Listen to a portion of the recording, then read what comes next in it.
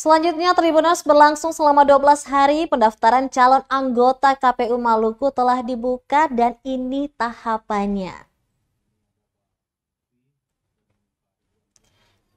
Tim seleksi Timsel yang ditunjuk Komisi Pemilihan Umum KPU RI membuka pendaftaran bakal calon anggota KPU Provinsi Maluku periode 2024 hingga 2029. Ketua Timsel Jufri Raispatilau mengaku pembentukan Timsel tahun ini tidak melalui seleksi, namun ditunjuk langsung oleh KPU RI berdasarkan keputusan nomor 1655 tahun 2023. Menurutnya, Timsel memulai dengan membuka dan menerima pendaftaran. Jika selama 12 hari keterwakilan bakal calon perempuan belum mencapai 30%, maka pendaftaran akan diperpanjang hingga 13 Desember 2023.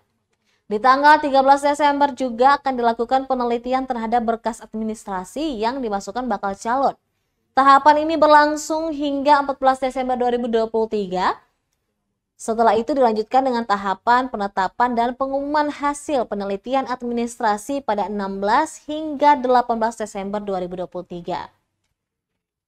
Tahapan tes tertulis baru akan dimulai sesudah pengumuman hasil penelitian administrasi, dilanjutkan dengan tes kesehatan jasmani dan psikologi.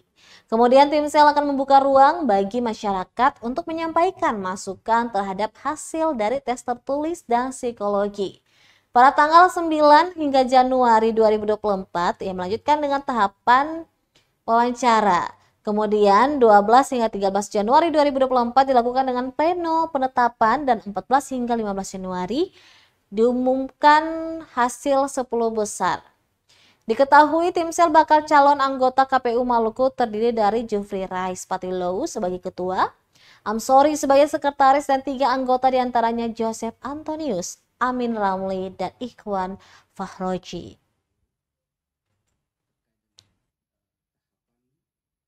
Pelaksanaan seleksi calon anggota Komisi Pemilihan Umum pada Download Tribun X sekarang, menghadirkan lokal menjadi Indonesia.